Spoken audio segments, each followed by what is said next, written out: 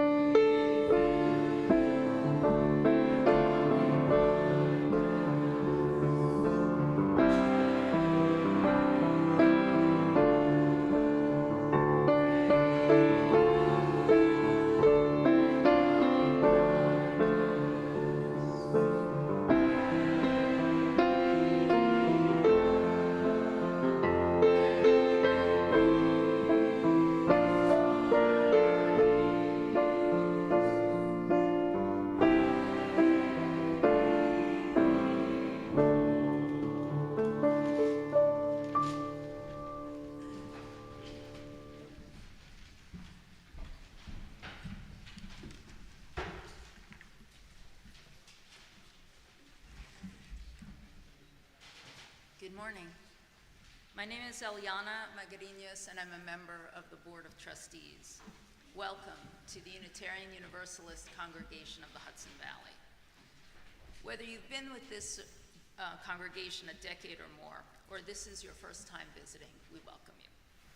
Whatever the faith and traditions of your past, we welcome you. Whatever your theological stance, we welcome you. Whoever you are and whomever you love, we welcome you. Whatever your heritage, we welcome you. We respectfully acknowledge the territory on which our church building sits as the ancestral homelands of the Munsee, Lenape, and Wappinger people.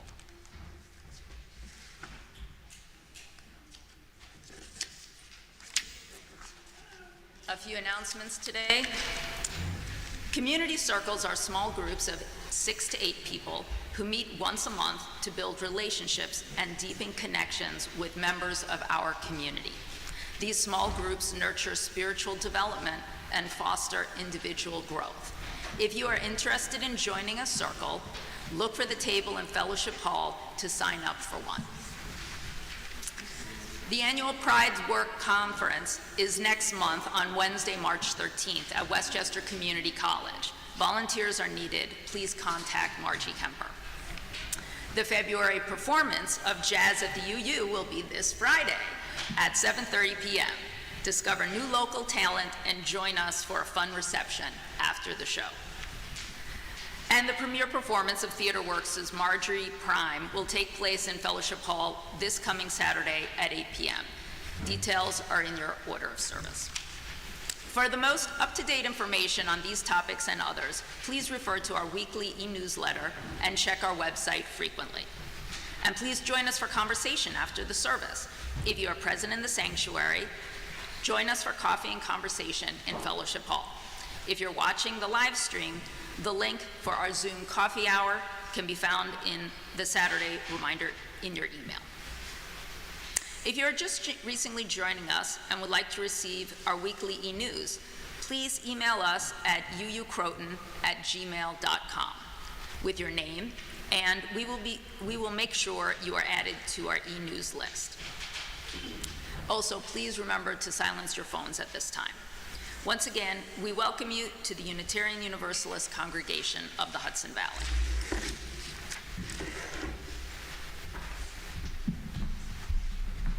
Good morning. As we gather in this meeting house, this sanctuary, all across the world, Unitarian Universalists are doing the same. People are gathering for the habits and rituals that ground us in this changing world. All around this planet, in buildings smaller than this and larger, people will light a chalice and remind us that even though there are many windows, there is one light shining through. And even though we all took a different journey into this space today, we are in one room, on one planet. May we be inspired by the unfolding stories of our faith and remember that over the centuries, love, hope, and justice connect and inspire. In our congregation, we have a tradition every week that we ring the bells in our belfry in honor of the values of our faith. Our Director of Religious Exploration, Jane Podell, now invites all the children in attendance, whether it's your first time or your 33rd time, to head to that bell tower and ring the bell 8 times for our principles and values.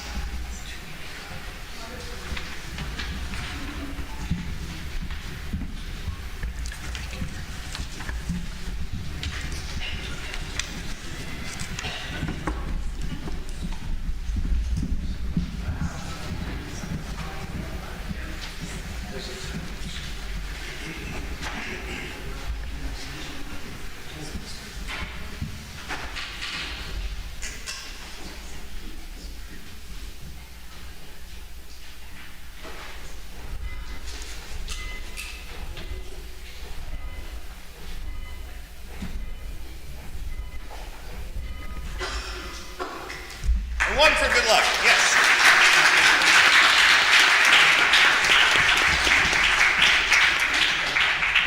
And as the sound of those bells ring, may they ring in the hearts of all people in this village and in this state.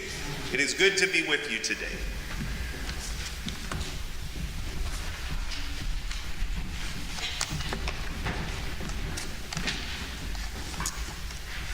Today's chalice lighting comes from Peter Samoshki.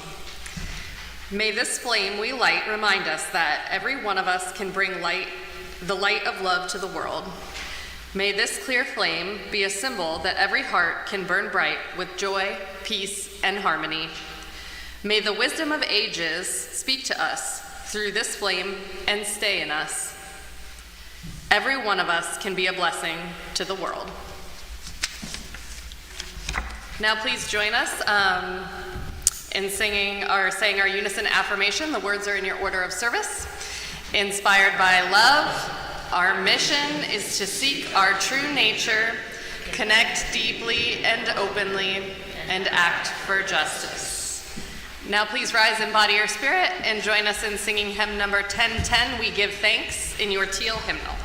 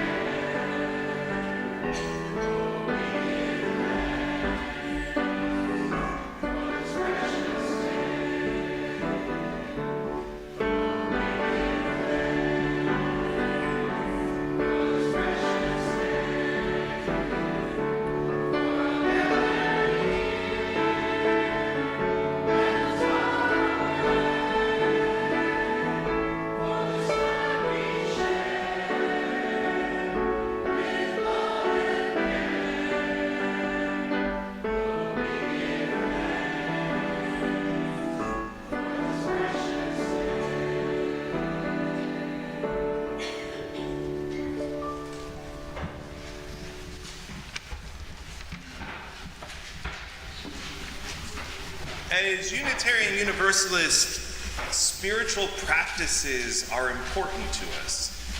Moments of pause and reflection, habits that we can do every day to recenter in a really busy world. One habit that we hold as a congregation is at least once a month we do a meditation for all ages, where all of us embark on a moment of pause and deep breath.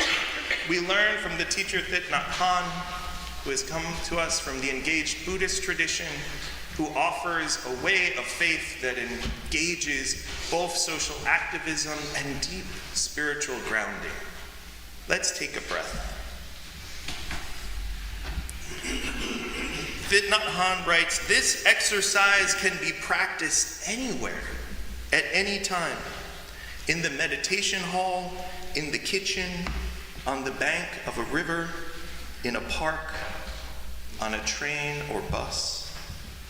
Whether you are walking or standing still, lying down or sitting, even when you are working, dwelling in the present moment." Breathing in, I know I am breathing in. Breathing out, I know I am breathing out. Breathing in, my breath grows deeper. Breathing out, my breath grows slower.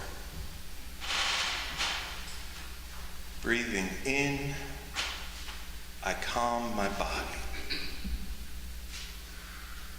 Breathing out, I feel at ease.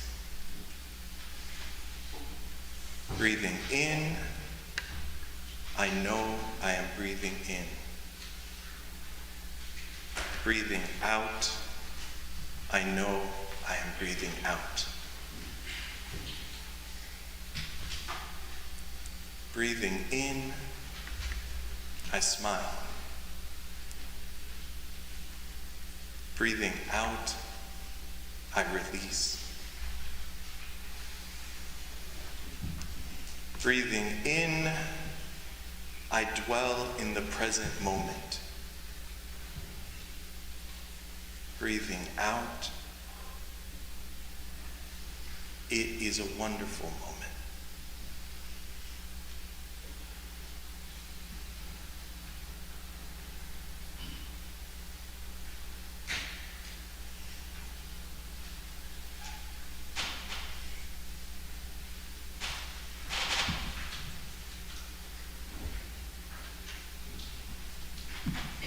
Breathing in, I know I am breathing in.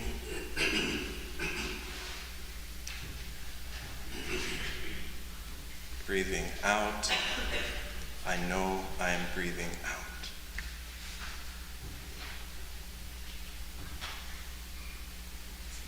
Breathing in, I dwell in the present moment.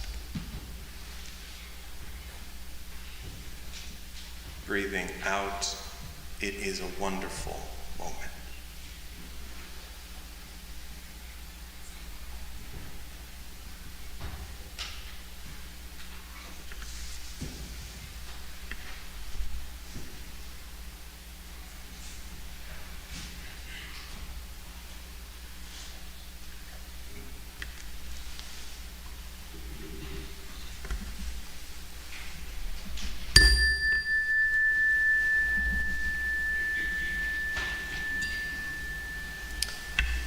In our religion, we use a big sentence. It's called "Revelation is not sealed." That means there's always a new story to encounter and learn from. And it might be something written, it might be something spoken, or it might be a piece of music. So for us, that reminder that revelation is not sealed means that all knowledge is sacred, all life. And now I invite Jane to introduce a special guest musician to offer a piece for us this morning. Hello, everybody. It's so great to see all of you.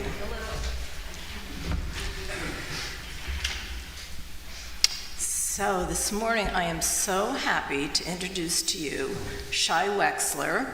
I got to know Shai over the last few years. She is a graduate of Vassar College. She graduated last spring, and I had the pleasure to hear her play her violin for a few years now. And today she's going to play two pieces. Just to give you an idea of what she's done, she was the winner of Vassar College's concerto competition, and she performed Samuel Barber's violin concerto with the Vassar College Orchestra last year. And she also won the prestigious Lucia V. Torian Award for Music for Summer Performance Studies. Shai will be playing right now Nocturne by Lily Boulanger. I've heard Shai play this piece before, and this is what she has to say about it. You didn't know I was going to say this. Nocturne's sweet lullaby-like melody and French impressionist-style harmonies make it a joy to play. The violin line begins by skating on top of the sparkling piano accompaniment, and the melody gradually transforms to become more brilliant and bold, before retreating back into a lullaby. So here's Shai.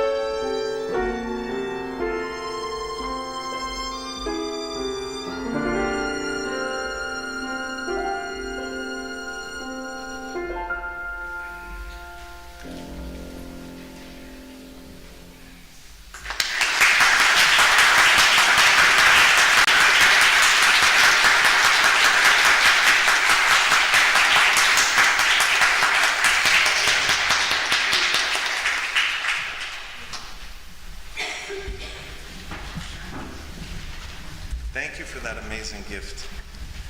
And in that spirit that revelation is not sealed, we have some more music to offer this morning from our choir. Please come forward for I Dream a World.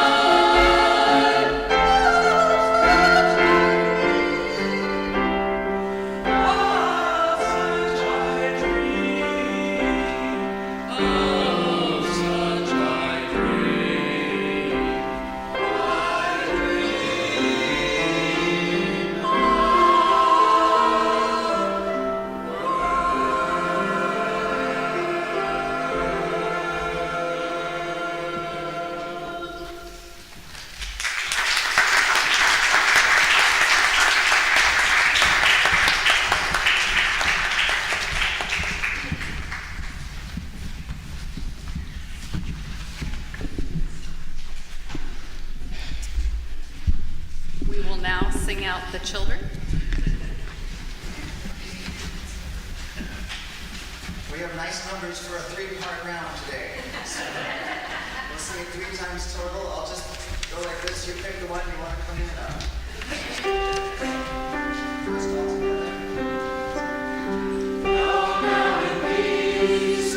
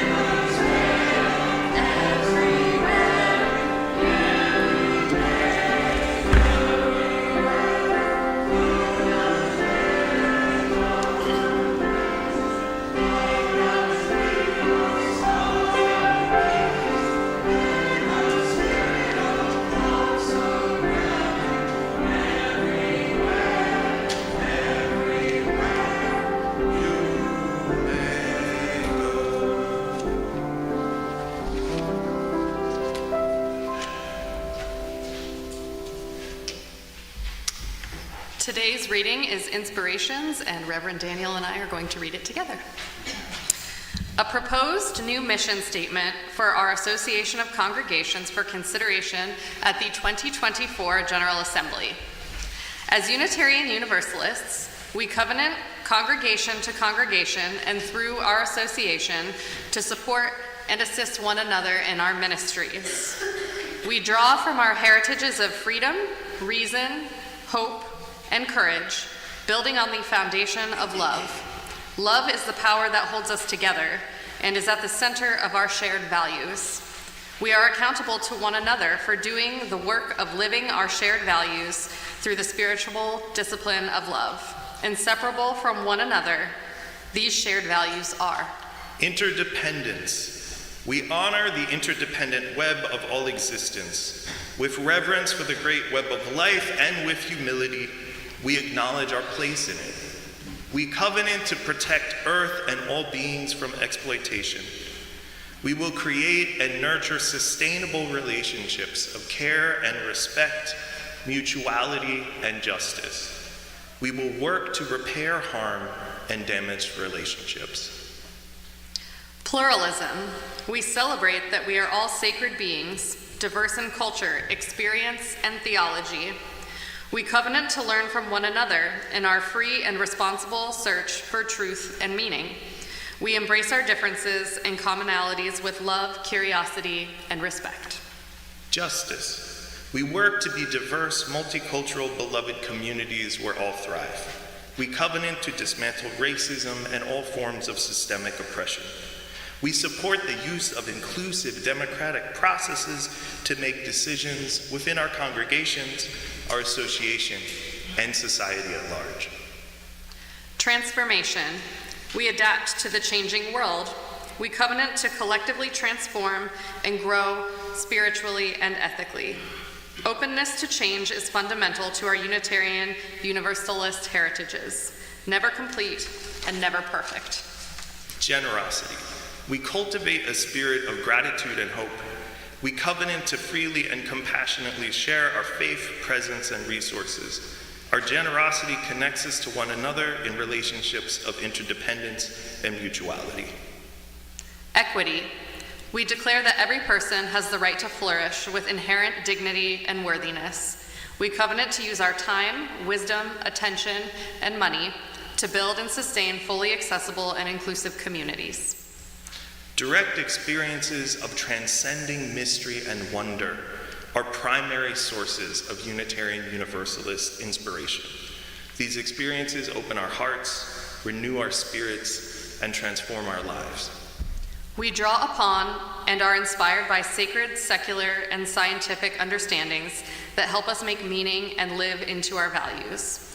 Those sources ground us and sustain us in ordinary, difficult, and joyous times. We respect the histories, contexts, and cultures in which these sources were created and are currently practiced. Grateful for the experiences that move us, aware of the religious ancestries that we inherit, and enlivened by the diversity which enriches our faith, we are called to ever deepen and expand our wisdom.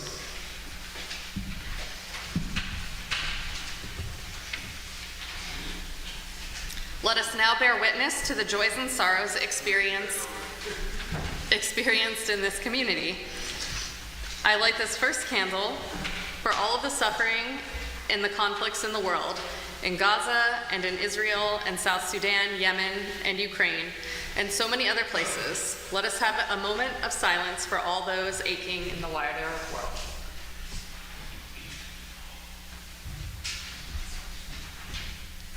As our sorrows are real, so are our joys.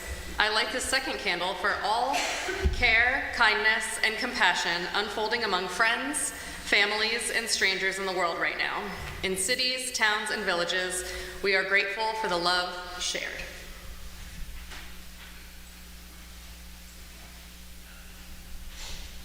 As we hold and honor the sorrows and joys of the wider world, so do we also have personal joys and sorrows.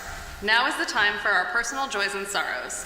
If you have a brief yet personally significant joy or sorrow that you are willing to share, Please come to the microphone and speak loudly so that everyone, including the people watching at home, can hear you. If you would prefer only to have a candle lit without speaking, please just stand or raise your hand and I will light a candle for you.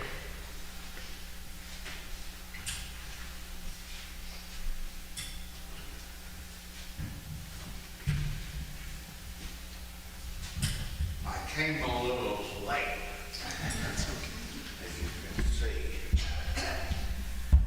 and I can't walk to the mic without falling over. Somebody bring the mic to me. Thank you. I'll have to lean, I'll have to stand here. Thank you.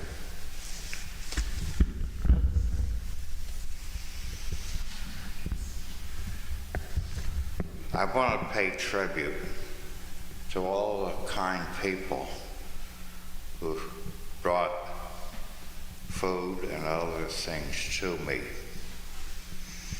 Al and Tina, Margie and Mike, Bob and Bernie, Pat Krugman, Sherry Brown, Linda Karanicholas, Jenny Stillman, Betsy Tomic, Joanne Hefner, Chris and Megan. And if I've neglected anybody, please give me a swift kick in the ass. I deserve them. You people have all worked hard, and I appreciate your love and dedication. I wish there was some way I could repay it. Thank you all. I love you.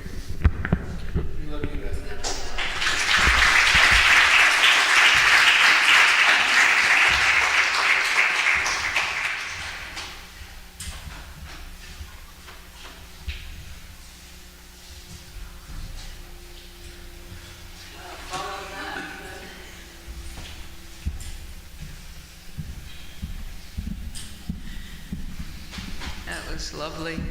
Caroline Staples. It's wonderful to be back. I live in the Upper Peninsula of Michigan half the year, and we tell people we go south for the winter to New York. And of course, we were only about 6 weeks later than planned this year.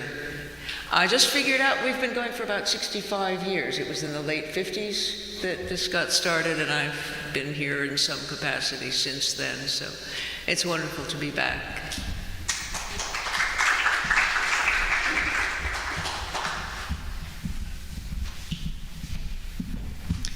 So I'm Susie Dugas, and my joy is that Caroline and Tyler's dad, Don, are back, and we're just really happy they came back from Michigan for a while.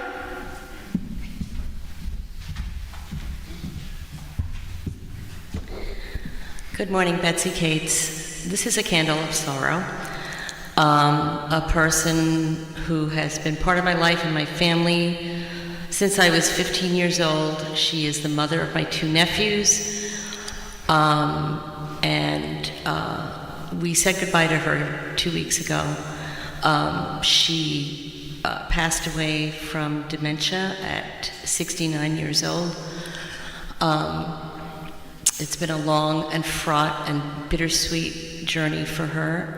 In addition to many other ups and downs, she spent the last 20 years of her life as an ordained UCC minister, which was just an incredible journey.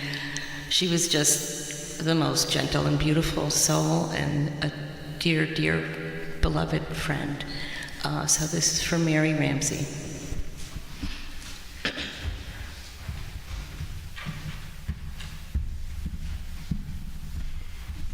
Good morning.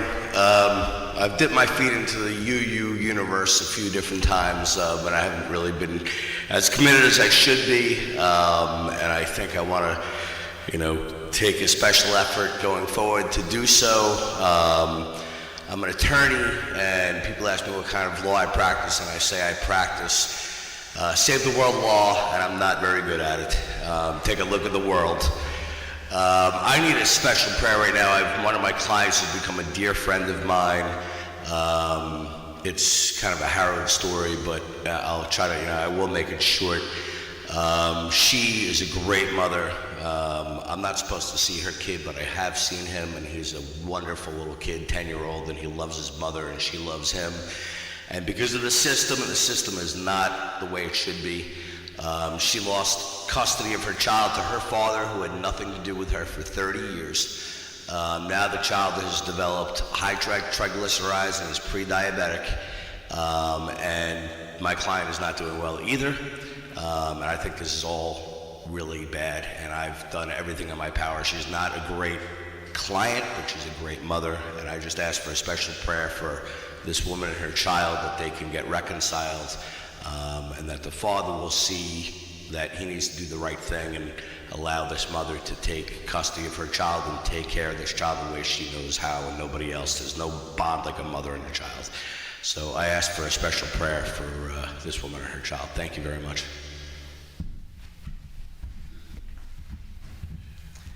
Hi, good morning. I'm April, and I have a sorrow and a joy. My sorrow is that having a very difficult time at my job. It's been going on for a while, and I'm not sure how it will resolve.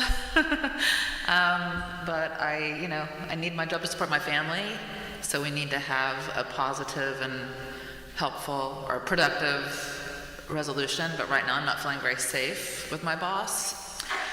So I just need a path forward. And then my joy, I'm going to end that on a high note. The joy is that William plays rec basketball. And yesterday he made 3 baskets. That's 6 points, and that's more than he's ever made.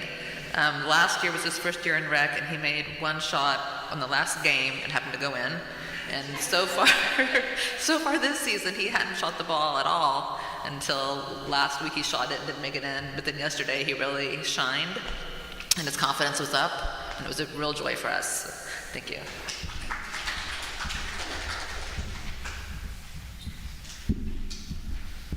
Hi, I'm Scott. My joy is I want to thank all the folks that reached out. We haven't been here for a while. There's been a lot of challenges at home. My wife had surgery, recovering from that. And I'd like for you to keep my friend Ileana in your prayers. She's been battling triple-negative breast cancer for 6 years, and it's time. So I think within the next couple of weeks there'll be hospice. And Ileana is married to I call him my twin. He's my absolute best friend in the world.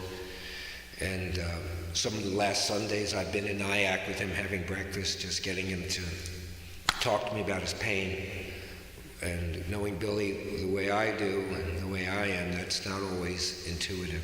So please, and she's only 59 years old, and there's 2 children involved, and it's really good to see you guys. Thanks. Well, I only have a joy. I found out that one of my old students from several years ago at Lincoln Hall, he messaged me, and he is working he's over 21, he's working 2 jobs in warehouse, is a cook at Applebee's, and is starting college, which he's very excited about in the fall. And as far as I'm concerned, it is the best news ever. I'm so happy. I also have a joy. This Friday I had dinner with my parents, and my dad was walking with a cane for the first time since his heart surgery and the recuperation, so I was really happy about that.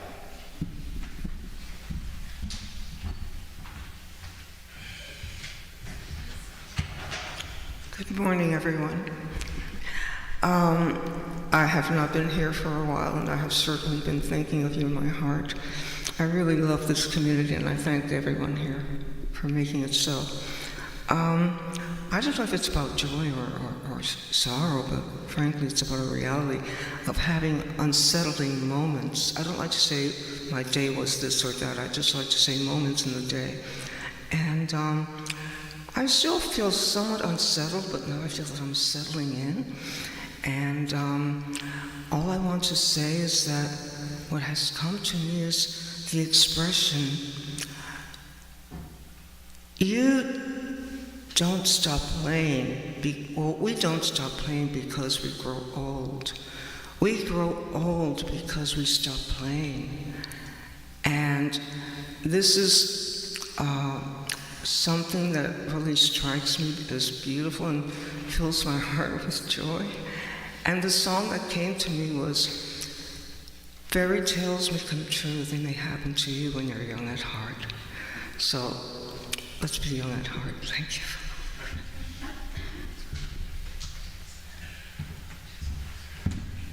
Hello, everybody. I'm Chris.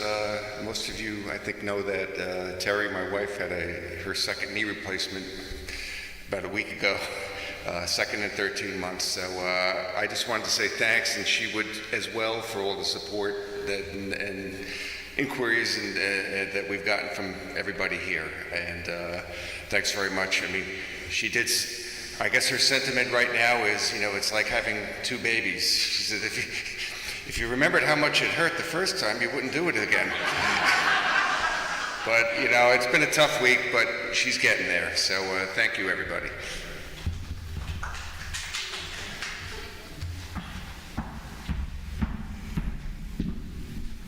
Hi, everyone. I'm Allie, and my joy is that my husband Keith worked on a film that came out last year, Past Lives, for any of you that saw it. It's been receiving a lot of accolades, and the really exciting news is we just found out he's been nominated for 2 editing awards. So,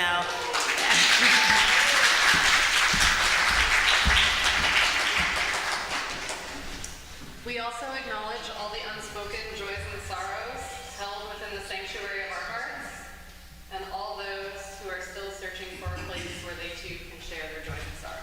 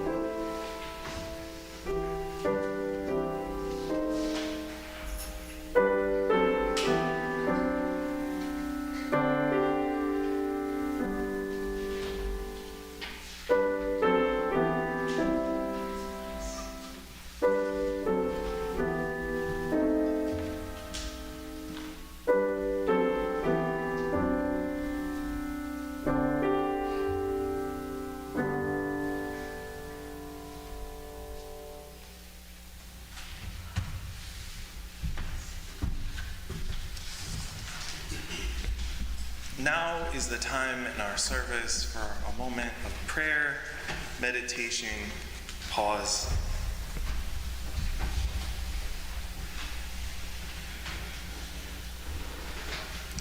Spirit of life and love, bigger than the universe, smaller than a grain of sand, be with us as we encounter so much joy, so much uncertainty, so much sorrow. Let us remember that each of these emotions and realities are real and deserve attention, care, and support. Make us instruments and vessels of kindness and compassion for ourselves, in our families, and in this groaning world. May we remember that we can return again, that we can try again, and there's always time to grow. May it be so.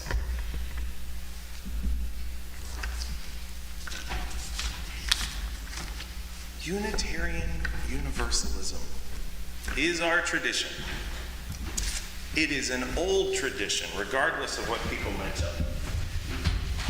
And to me, I think at its essence, for centuries, our meeting houses, sanctuaries, congregations have been trying in a way to make real this ancient prophecy from the book of Isaiah. I will bring them to my holy mountain, even them, and make them joyful in my house of prayer. Their burnt offerings and their sacrifices will be accepted, For my house shall be called a house of prayer for all people. Not every minister would agree with that assessment, but I find this ancient call from a Hebrew prophet in the time of the ancient empires really what we're trying to work out.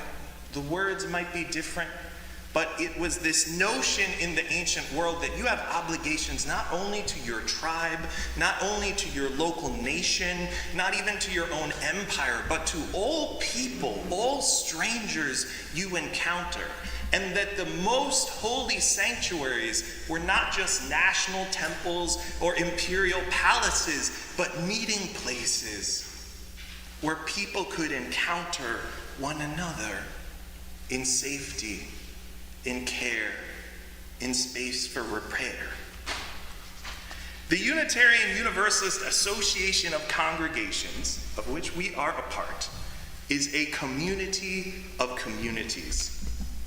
And the Reverend Cheryl Kujwa Holbrook says that people of faith today, in the 2020s, are called to respond to a world that is groaning under the weight of injustice and broken relationships.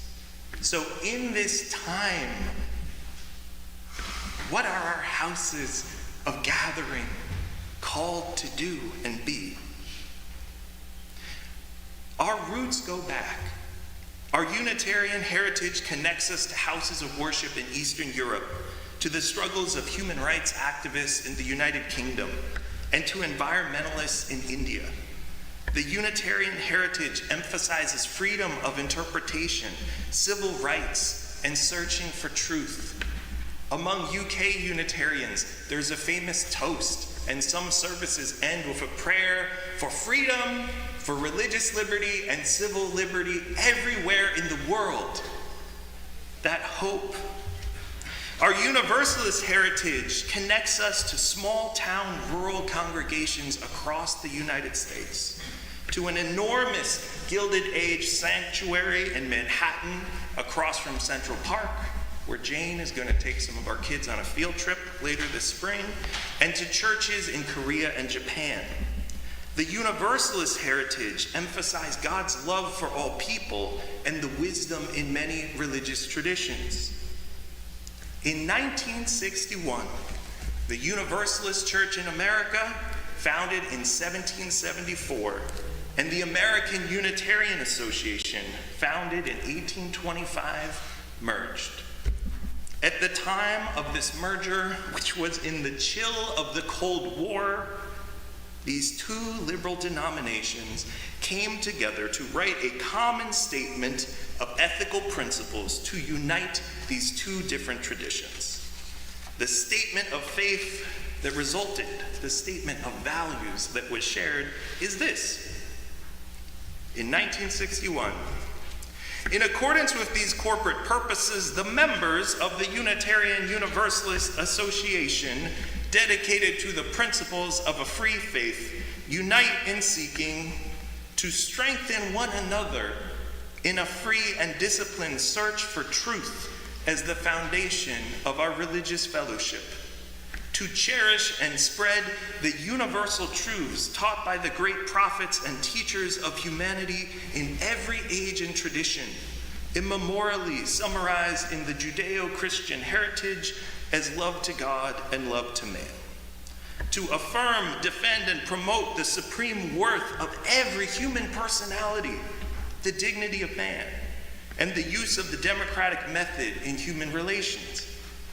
To implement our vision of one world by striving for a world community founded on the ideals of brotherhood, justice, and peace.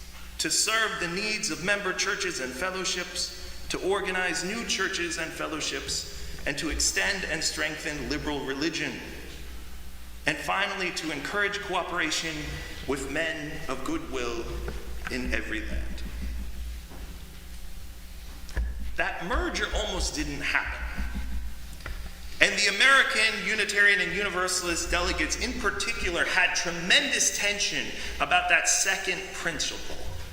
The Unitarians wanted it to say, to cherish and spread the universal truths taught by the great prophets and teachers of humanity in every age and tradition. The Universalists wanted it to say, our Judeo-Christian heritage is love to God and love to man. The compromise, which led to the merger, is the statement that exists: to cherish and spread the universal truths taught by the great prophets and teachers of humanity in every age, immorally summarized in the Judeo-Christian heritage as love to God and love to man. Our association was born because representatives from liberal congregations, fellowships, and churches felt that there was great possibility in finding ways to work together across differences for spiritual growth and social justice, even in a time of global conflict. The theologian William Stringfellow says, hope is known only in the midst of coping with death. The hard times ask us what really counts. And these liberal religious leaders in the 1960s saw the world, saw America groaning, and said, you know what, we have more in common than we have apart. And we can do more good in this country and in our communities if we find a way to work together. And within a few short years of our founding, ministers and lay leaders were active participants in the civil rights movement. Over 300 Unitarian Universalist ministers went to Selma, and some individuals paid with their lives. After the murder of Jimmy Lee Jackson in Selma, shortly after, Reverend James Reeb was killed, and the Unitarian layperson Viola Luzo. The civil rights movement cost people's lives, and it was worth it to push us to try to be better. Our shared principles and values are faithful efforts to try to make the best expression we can of what unites us. In our congregation here in Croton, the congregation in Bayshore on Long Island, the congregation in Montclair, New Jersey, and the congregation in San Francisco on the other side of the continent. At merger, the Universalists and the Unitarians decided to adopt the governance model of the Unitarians, which emphasized distributed leadership and shared democracy.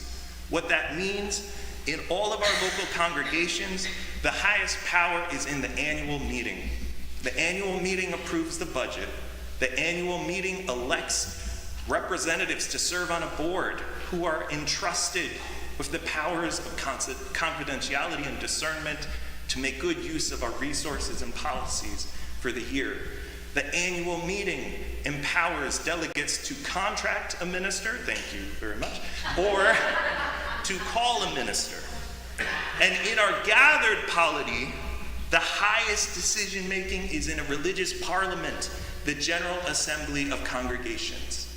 Every year, delegates from over 900 congregations across the world gather in a different city to have an annual meeting for Unitarian Universalism, where issues of the budget, elections to the Board of Trustees, for our president, for our policy are discussed and discerned. Reverend Randy Becker, who's retired now, has written, "What is the theme of metamorphosis? It is the act of transitioning one's presentations to the world while maintaining one's essence. It is the opposite of both stasis, not changing, and revolution, a total turning. Often we think of metamorphosis in terms of tadpoles and frogs, caterpillars and butterflies, but why not institutions as well? Democracy in religious life is a commitment to discerning metamorphosis." The former minister of this congregation, Reverend Orlando Brugnola, would talk about the wisdom of the General Assembly, the gathered wisdom of all the people across the country trying to discern who are we called to be. In the 1960s, following that merger, our congregations tried out that statement of principles I first read. And by the 70s, they felt lacking. Rising feminist consciousness made some of those phrases about the nobility of man, however well-intentioned, sound false and exclusionary. A growing consciousness for environmental justice among those who are trying to clean up the Hudson River, among others, felt we needed to be bolder in our statements of justice. And a growing number of Buddhist Unitarian Universalists felt the language was too limited to the teachings of the Jewish and Christian tradition. And out of those discussions in the 1980s came what are now our principles, the famous 7 principles or 8 principles. And in the 1990s, religious educators like Jane worked across the country to educate our UU youth about the 7 and then 8 principles of our tradition. And then in the early 2000s and in 2009, particularly, our association said it's been about 20 years since our last look at our principles and values. Let's offer time to explore. And believe it or not, Reverend Orlando Brugnola, our former minister, was the chair of the commission that proposed alternative language to our current principles. And she wrote a beautiful mission statement with 20 people, and it was put up for consideration in 2009, and it was voted down. 573 people voted in favor, 586 people said, let's keep the principles, the ones we have. And she said, even in the midst of what I imagine was a very painful vote, that she believed in the collective wisdom of our congregations. And over the last 10 years across the movement, there have been 3 major movements to change our ethical principles. One group is looking to add and elevate Islam as a specific religious tradition. Another group, which we are part of proudly, is the 8th Principle movement to elevate anti-racism as part of the call of a religious movement in the 2020s in the United States. And then there's been a growing movement among vegetarians and vegans within the movement to expand concern for the more than human world. And just like in 2009, there is an effort underway for a vote which will happen this June at General Assembly, our religious parliament, to explore a new principle statement, a new value statement.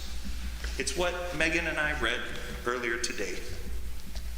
This Sunday, I just want to introduce us to this unfolding story. There will be opportunities for workshops in late February and March to really spend some more time looking at the words, how we feel. But what's exciting is our congregation, congregations in California, congregations in the Philippines, are all going to be having these discussions over the next 5 or 6 months.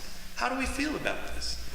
Do these words express what this world needs right now?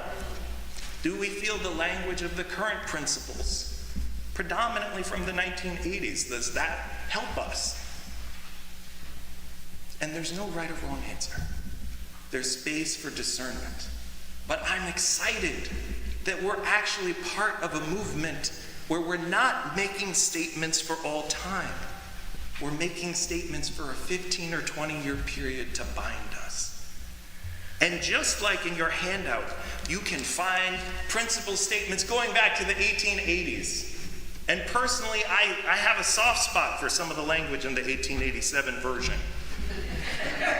I do. But to love the good and live the good.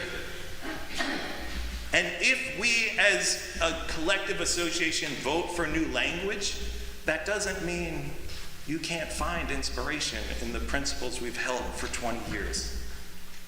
They're still with us. Reverend Cheryl Walker, who I think is amazing, serves on the commission which helped draft this current proposal.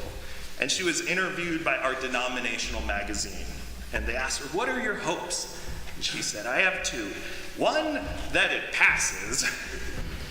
But 2, and I think more profoundly, she wrote, I have one more hope, that in 20 years, some other group does this again.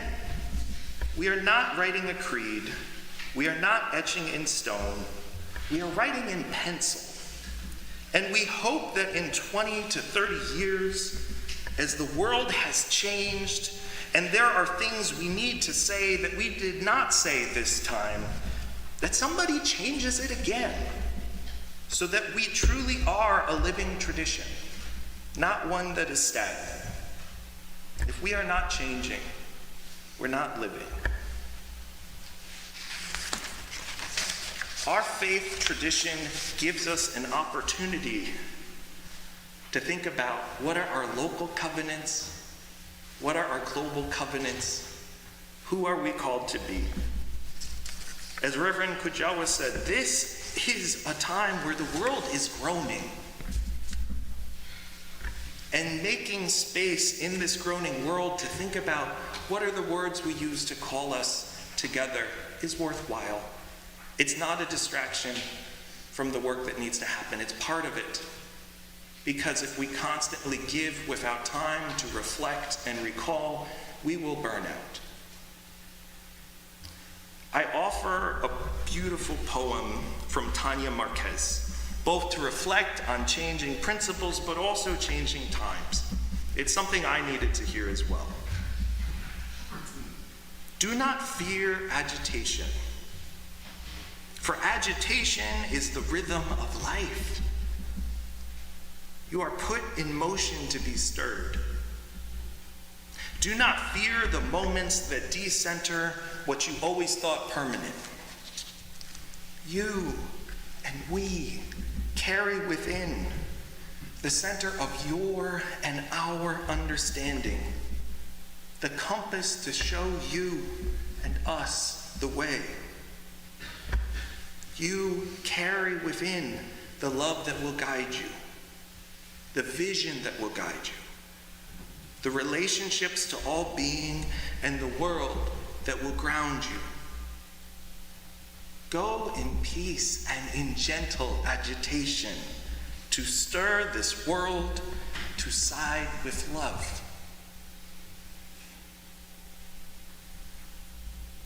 As we ponder the transient and the permanent and explore the best words to describe this moment, however we vote, may we be a vessel, a house of kindness in years to come. May we be a house of love and prayer and compassion for all people. May it be so.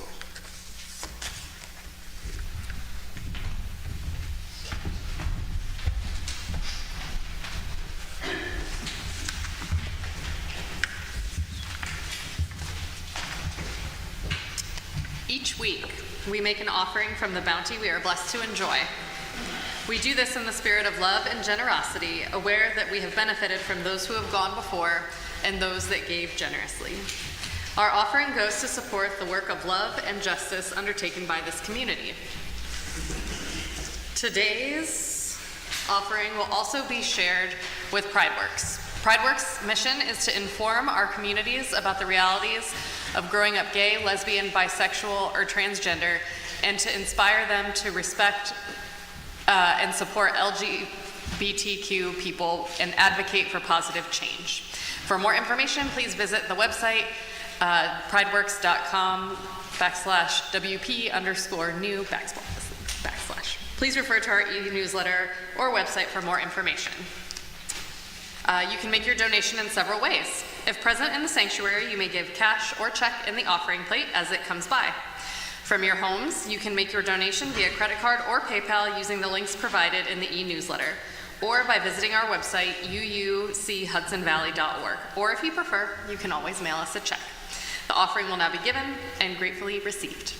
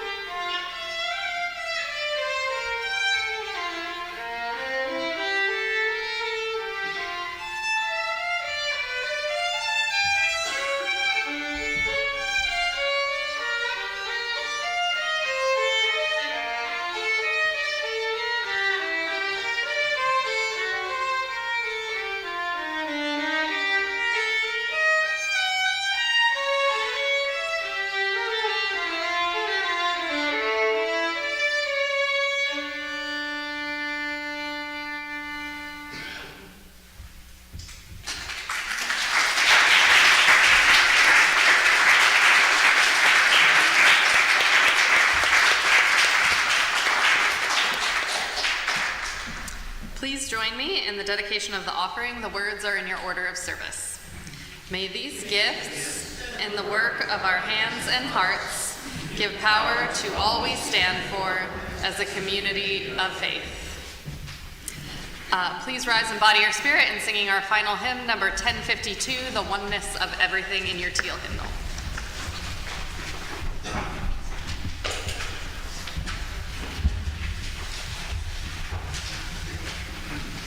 We will do 2 verses today.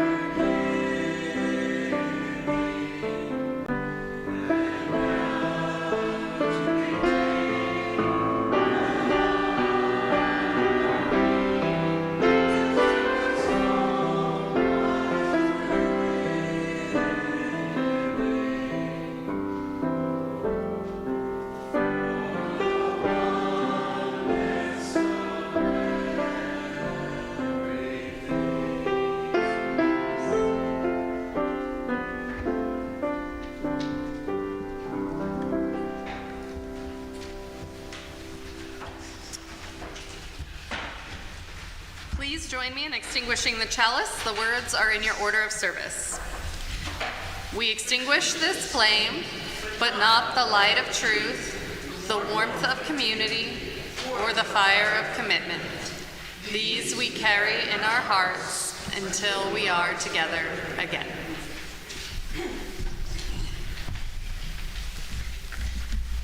May we encounter a glad surprise. May we receive and give hope.